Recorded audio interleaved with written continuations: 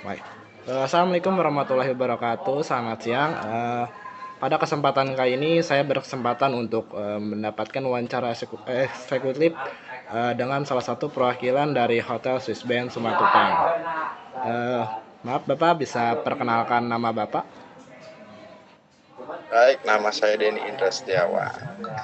Ya, kalau boleh tahu pendidikan terakhir Bapak apa ya? Ya, saya lulusan dari D3 Perhotelan di salah satu perguruan tinggi yang ada di Kota Bandung, di NHI, dengan jurusan Hotel Management. Ya, oke. Sejak kapan Bapak menekuni pekerjaan ini, Pak? Oke, saya lulus di tahun 2000, kurang lebih tahun 2007. Dan saya kecimpung di dunia perhotelan dari semenjak tahun 2008 sampai saat ini. Awalnya sebagai waiters, lalu saya pernah juga bekerja sebagai seorang housekeeping, lalu saya pindah ke bagian front office sampai kan di front office. Oh. Untuk latar belakang Bapak memilih pekerjaan ini karena apa, Pak? Kalau boleh tahu gitu. Untuk latar belakang sendiri saya tidak sesuai dengan passion saya ya Mas. Iya, karena saya sangat menyukai dunia perhotelan itu lebih ke bagaimana caranya kita berkomunikasi dengan tamu, bagaimana caranya kita bersosialisasi dengan daerah sekitar sehingga tidak timbul rasa kebosanan, kejenuhan, bahkan setiap harinya saya bertemu dengan orang yang sangat berbeda-beda karakternya. Itu yang membuat pengetahuan saya membuat lebih berwarna, lebih seperti itu sih Mas. Nah, iya. Untuk jabatan saat ini yang Bapak duduki apa, Pak? Kebetulan saat ini saya bekerja di bagian front office dan saya bertugas di dua properti sekaligus di Swiss Simatupang dan Swiss White Asim. Lalu untuk jabatan saya sendiri di cluster promosi. Pak, boleh diulang, Kak? Tidak terdengar suaranya. Oke, cukup jelas Mas. Cukup. Oke, tugas di Swiss Bell in Simatupang dan di Swiss Bell in White Asim sebagai cluster promosi manager. Oke, terima kasih, Pak. Untuk jumlah karyawan untuk di salah satu sisialnya saja di Simatupang itu berapa, Bapak? Untuk jumlah karyawan sendiri di sini sekitar 80 orang karyawan. 80 orang karyawan. Untuk karyawan-karyawan Bapak sendiri, apakah Bapak menerapkan SOP? Pak, terima, Pak. Oh ya, pasti. Karena di dalam bekerja itu harus... Halo, suaranya jelas? Iya, jelas. Jelas. Jelas ya? Oke, saya ulang ya. Apakah kita menerapkan SOP? Sudah pasti, karena di dalam kita bekerja, itu kita harus punya standar operational prosedur yang benar, supaya guideline untuk tim bertindak sebagaimana mestinya dalam bekerja. Jadi memang harus ada acuannya Mas, karena SOP itu adalah suatu kitab yang harus kita jalani. Untuk saat ini sudah ada berapa kamar yang ada di Swiss Bell Simatupang?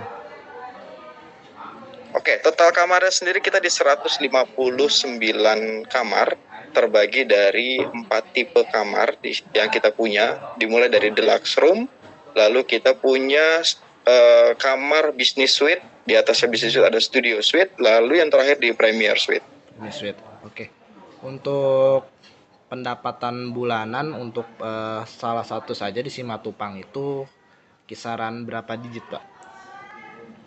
Untuk pendapatan bersih total dari keseluruhan itu kurang lebih kita sekitar 2,6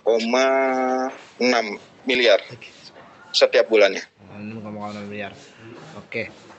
Kalau apakah pernah melebihi sub target? Kalau untuk target sendiri di tahun 2019 dan 2022 kita melebihi target dari yang sudah kita siapkan di awal tahun. pernah tidak mencapai target Pak untuk pendapatannya? Kalau untuk kalau untuk tidak mencapai target, sebenarnya kalau overall secara tahunan kita selalu melebihi budget. Tapi sometimes di beberapa bulan itu memang tidak bisa kita memenuhi target dan kita cover dengan bulan selanjutnya. Oh, jadi kalau tidak mencapai target, strategi Bapak itu untuk mengcover dengan bulan setelahnya ya? Betul sekali. Oke, apakah Bapak mempunyai pesaing itu di sekitaran? Kalau untuk pesaing, kebetulan di daerah Jakarta Selatan ini kita dikelilingi hotel bintang 4 yang notabene jauh lebih mentereng dari segi fasilitas, jumlah kamar, dari jumlah karyawannya sendiri. Tapi saya bisa berkompetisi bahkan kita berada di urutan salah satu bintang 3 yang berada di urutan termahal di daerah Jakarta Selatan. Itu strategi Bapak ya untuk mengatasi para pesaing ini ya Pak ya? Ya, untuk strategi sendiri sebenarnya gini, karena kita hotel bintang 3, strategi apa sih yang bisa kita berikan kepada strategi yang bisa kita munculkan untuk hotel-hotel pesaing kita? Yang jelas itu dari segi kualitas produk dan pelayanan. Karena produk dan pelayanan itu sendiri itu bisa, kalau di dalam dunia perhotelan itu yang bisa menunjang keberlangsungan bisnis di dalam perhotelan. Oke. Apakah hotel Bapak pernah mengalami konflik internal? Konflik internal seperti apa kalau boleh dijelaskan? Mungkin seperti adanya masalah dari luar, masalah dengan dengan mungkin kalau dibilang konflik internal sesama karyawan, kita bisa minimalisir dengan adanya team building, outing sesama karyawan. Lalu kita adakan training, di mana training berguna sekali untuk menyatukan standar. Lalu setiap bulannya kita ada namanya gathering, dan itu untuk mempererat tali silaturahmi sesama karyawan. Oke. Kalau konflik internal atau konflik yang dari luar hotel, apakah pernah misalkan bentrok dengan warga sekitar atau ada kejadian apa gitu Pak? Kalau untuk konflik eksternal sendiri kita tidak pernah mengalaminya. Karena apa? Karena kita pun juga sama menerapkan sistem yang namanya CSR. CSR itu adalah salah satu bentuk kepedulian terhadap lingkungan. Jadi biasanya kita setiap tahun kita menyumbang untuk berpartisipasi dalam Idul Adha, untuk Kurban. Lalu kita juga kadang bersosialisasi untuk membersihkan masjid. Kadang kita membantu warga sekitar dengan menanam pohon di lingkungan hotel. Jadi program sosial seperti ini yang kita untuk dampak eksternal. Oh ya. Nah, apakah saat pandemi COVID-19 kemarin pertama alami kendala gitu Pak dalam pendapatan atau dalam hal lain? Sudah pasti, kalau untuk COVID-19 kemarin, semua dunia perhotelan itu bisa kita bilang bisnis yang mati suri. Tapi kita juga berkomitmen bahwasannya COVID-19 itu bisa kita tanggulangi, bisa kita bisa mengatasinya. Seperti apa? Kita dibekali dengan yang namanya training kesehatan, kita dibekali dengan namanya vaksin untuk seluruh karyawan kami, sehingga untuk menghadapi COVID-19 ini kita sangat menerapkan protokol kesehatan yang sangat-sangat ketat untuk kesehatan kita, terutama karyawan yang setiap hari berkecimpung di dalam di satu lingkungan, terlebih untuk memberikan rasa aman kepada semua tamu kami. Nah, karena COVID-19 kemarin otomatis kita tidak bisa melakukan kontak fisik ya Pak ya. Nah, apakah teknologi itu sudah Bapak gunakan di hotel Anda, dan apakah mempengaruhi hotel Bapak gitu Pak teknologi? Untuk teknologi sendiri, sebenarnya untuk dalam kalau kita digitalisasi teknologi, kita lebih ke bagaimana caranya kita booking kamar, gimana caranya kita memesan makanan, lalu itu salah satu contoh. Misalnya memesan makanan, kita sudah menyediakan barcode yang terhubung dengan sistem kami sehingga kamu tidak membuka buku menu yang kita khawatirkan akan mempercepat penularan virus. Jadi salah satunya adalah digitalisasinya dengan kita rubah metodenya dengan standing barcode untuk menu sehingga tamu bisa langsung memilih dari handphonenya dia tanpa dia harus menyentuh area-area yang lain khawatirkan dapat menularkan virus tersebut. Nah, kalau menurut Bapak Sri lebih efektif mana tenaga manual dibanding atau dengan tenaga mesin atau pekerjaan? Oke, kalau tenaga manual dan tenaga sensitif, karena kita ada di dunia industri perhotelan yang gimana kita mengedepankan istilah hospitality, kerah tamahan. Jadi sentuhan-sentuhan manusia atau sumber daya manusia itu tetap kita perlukan. Tetapi dan modernisasinya sekarang di dunia yang serba cepat, serba digital, kita pun tidak mau kalah bersaing dengan dunia tersebut, sehingga kita pun menerapkan yang namanya sistem booking online, penjualan online, sehingga itu sangat membantu kami. Jadi kalau saya bilang kita membutuhkan dunia digital, betul, kita pun juga masih mengedepankan hospitality atau sentuhan dari manusia itu sendiri. Ya, oke. Apakah hotel Bapak memiliki marketing online dan apakah menurut Bapak marketing online itu efektif untuk hotel Bapak? Oke, kalau untuk marketing online sendiri, ya kita sudah terhubung dari sekitar kurang lebih 30 channel booking untuk memasarkan produk yang kita punya. Efektif atau tidak? Itu sangat efektif di dunia sekarang, di zaman sekarang. Itu sangat efektif sekali. Oke. Bisa tolong sebutkan Pak salah satu platformnya saja di mana perusahaan Bapak ini dipasarkan gitu. Oke, baik, salah satu platformnya saja ya. Kita sendiri punya yang namanya brand.com. Apa itu brand.com? Brand.com itu adalah situs yang dikelola oleh kita sendiri yang menampilkan swissbellhotel.com. Lalu selain itu kita pun masuk ke platform Traveloka, tiket.com, Agoda, booking.com. Lalu ada lagi tiket.com, Peggy, di mana dari setiap platform tersebut itu kita berkompetisi dengan ribuan bahkan jutaan hotel yang sudah terafiliasi oleh sistem platform tersebut. Nah, untuk target pasar Bapak sendiri ini siapa Pak? Karena kalau dilihat di sekitaran itu kebanyakan kawasan industri sebelah hotel Bapak itu. Ya, betul sekali. Kebetulan karena kita berada di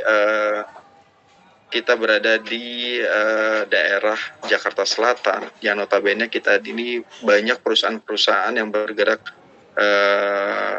berkantor di daerah Jakarta Selatan, sehingga kita bisa dibilang market utama kita itu sekitar 60% dari perusahaan, 40% itu dari tamu individual untuk tujuan berlibur.